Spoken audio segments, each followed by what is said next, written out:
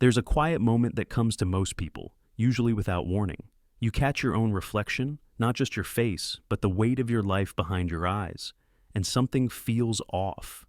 You're not a disaster, you're not broken, but there's this subtle, unsettling sense that you've drifted away from who you could have been. It isn't dramatic, it's more like a soft ache, a mismatch between the life you're living and the life that keeps tugging at you from somewhere just beneath the surface. That's where real transformation starts. Not in a burst of motivation, not in some cinematic breakthrough, but in that uncomfortable honesty. We like to talk about change as if it were a single decision or a big turning point. In reality, it's closer to a psychological reconstruction project. You're not just swapping habits, you're rewiring how you see yourself, how you interpret the world, what you believe you're allowed to want. Before anything shifts on the outside, something far more subtle fractures and rearranges on the inside. Most of your life has been run by invisible scripts. You picked them up from family, culture, school, and all the small moments where you learned what was safe to feel and who it was acceptable to be. Over time, those lessons hardened into beliefs. I'm not enough. People like me don't get far. It's too late to start over. They sound harmless, almost logical, but they quietly fence in your entire existence. You stop trying not because you're lazy, but because your mind has already decided what is or isn't possible for you. Transformation begins the moment you start noticing those inner walls instead of blindly obeying them. Not smashing them down in a single act of rebellion, but simply seeing them for what they are, old conclusions, not universal truths. That kind of awareness is a radical act. Once you can see the pattern, it doesn't own you in the same way. Every time you question an old belief, your brain has to adjust. New neural paths spark to life. Old ones begin to weaken. You're literally reshaping the architecture of your mind by choosing differently, even in small ways. This is why real change feels so uncomfortable. The brain loves predictability. The ego loves familiarity. Even if the familiar is miserable, at least it's known. So when you start waking up earlier, saying no more often, being honest instead of agreeable, your whole inner system panics a little. It isn't just lack of discipline, it's psychological homeostasis. Your mind trying to drag you back to the version of you. It recognizes growth feels like chaos because your old identity is fighting for its life. Most people try to change from the outside in. They collect habits, routines, hacks. They last a week or two, then collapse under the weight of an identity that hasn't moved. If you still see yourself as disorganized, you'll eventually recreate chaos, no matter how many productivity apps you download. If you secretly believe you're unlovable, you'll find ways to confirm it, even in good relationships. The behavior can't stabilize if the self-image stays the same. The mind will always try to realign your actions with who you believe you are. So, transformation is really an identity project disguised as self-improvement. It starts with shifting the way you talk to yourself, not in fake, sugary affirmations you don't believe, but in honest, gentle redefinitions. Instead of, I'm a mess, you start with, I'm learning to take care of my space. Instead of, I'm terrible with money, you try, I'm teaching myself to handle money differently. That sounds small, but it's not. You're giving your brain a new story to wire itself around. Identity is built on the sentences you repeat when no one is listening. None of this happens in a straight line. Deep change usually moves in cycles. Effort, doubt, regression, clarity, renewal. There's a phase in between your old self and your emerging one where everything feels vague and unstable. You're no longer fully comfortable in who you were, but you don't yet feel solid in who you're becoming. That in-between space is psychologically intense.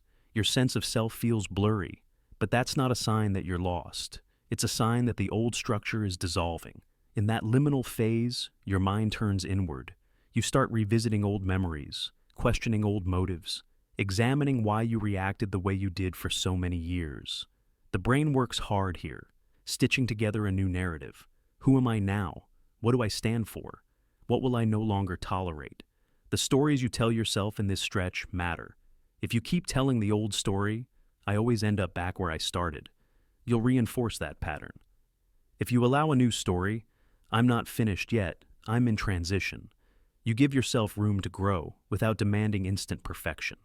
One of the most powerful tools in this process is radical honesty. Not the harsh, self-punishing kind, but the quiet willingness to see yourself clearly. Here's where I'm still bitter. Here's what I'm still afraid of. Here's what I've been avoiding. That kind of honesty dissolves the armor you've built around your pain. You stop pretending you're over it and start actually feeling what's there. It stings at first, like cleaning a wound, but without that sting, there's no real healing, just suppression dressed up as strength. As you become more emotionally aware, your patterns start to make sense. Procrastination stops looking like laziness and starts looking like fear of criticism. People-pleasing reveals itself as terror of rejection. Anger shows up as a last-ditch attempt to defend boundaries you never learned to state calmly. When you can see the fear beneath the behavior, you can respond to yourself with understanding instead of contempt. The pattern loosens because it no longer needs to protect what you're finally willing to face. In this light, transformation isn't self-attack, it's reconciliation. You aren't trying to beat your weak parts into submission. You're inviting them into the conversation. You listen to the anxious voice without letting it drive. You acknowledge the scared child in you without letting them run your life.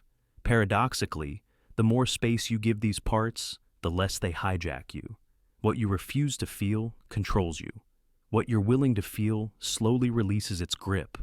Environment quietly shapes this entire process. We like to imagine that willpower alone is enough, but your surroundings constantly echo back who you're allowed to be. The people you spend time with, the conversations you repeat, the content you consume, the spaces you live in, they all reinforce either your past identity or your emerging one. If you're trying to grow but you're surrounded by cynicism, your nervous system receives a steady stream of signals. Stay small, don't risk it. You're trying to plant new seeds in soil that keeps poisoning them. Designing your environment is not about controlling every detail. It's about tilting the odds in favor of the person you want to become. You remove obvious triggers from your life, not because you're weak, but because you're done negotiating with certain past versions of yourself. You add cues that remind you of your new direction. A notebook on your pillow, books that stretch your thinking, people who speak to the part of you that is growing instead of the part of you that wants to go back to sleep. Every small physical change is also a psychological signal. We live differently now. Underneath all of this lies belief, the quiet commands your mind gives to your body. When you believe you're doomed to repeat the same story, your nervous system prepares for disappointment before you've even tried. Your posture, your tone, your attention, all bend toward failure. When you genuinely begin to believe you can change, your body responds. You breathe deeper. You stay with discomfort longer. You tolerate the uncertainty between who you were and who you're becoming. It's not magic. It's your biology responding to expectation. This is why mental rehearsal and visualization can matter when they're heartfelt instead of mechanical. When you vividly imagine yourself acting from a calmer, stronger, more grounded place, your brain starts recognizing that state as familiar. Then, when you're actually in a difficult situation, it's not entirely new. You've been here before, in your mind, and you're less likely to collapse into the old script.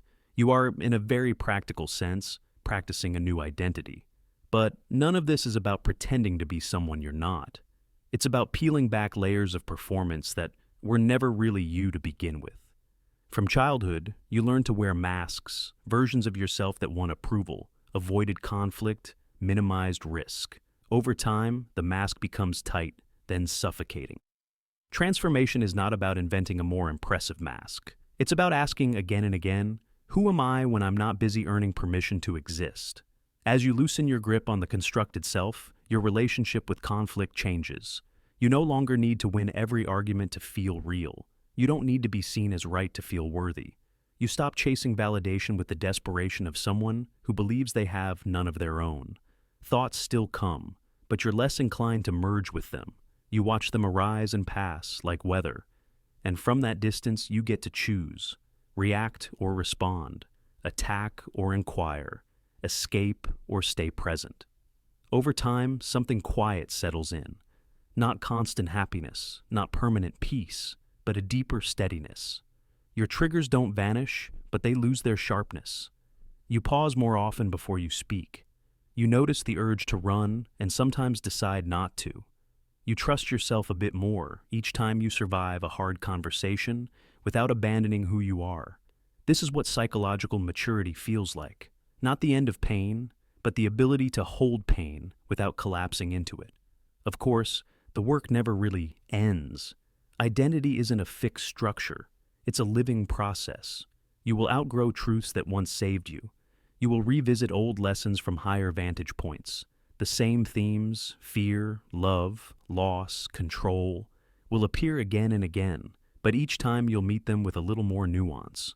Transformation isn't climbing a ladder to some perfect version of yourself. It's walking a spiral, returning to familiar places with new eyes. There will be seasons where change feels like loss. You'll drift away from people who only know how to relate to your old self. You might feel misunderstood, even by those you care about. You might question whether you're making everything too complicated. That's part of the cost of evolving. You don't get to keep every connection and every identity while also becoming someone new. Some versions of your life will resist your growth. Letting them go is painful, but staying small for their comfort is worse. At some point, transformation stops feeling like a project and starts feeling like a way of inhabiting your life. You no longer chase huge reinventions to escape yourself. You tweak, you notice, you adjust. You treat your inner world less like a problem to fix and more like a landscape to understand. You don't need guarantees from the future to keep walking. You trust that whatever comes, you'll meet it with more awareness than you had before, and that this alone already changes everything. In the end, self-transformation isn't about becoming extraordinary in some dramatic, visible way.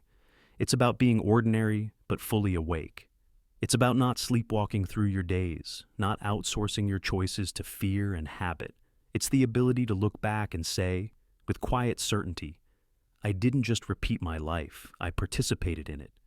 I let it change me, and I let myself change with it. That's the real miracle. Not that you turned into someone else, but that you finally allowed yourself to become fully, consciously, deeply you.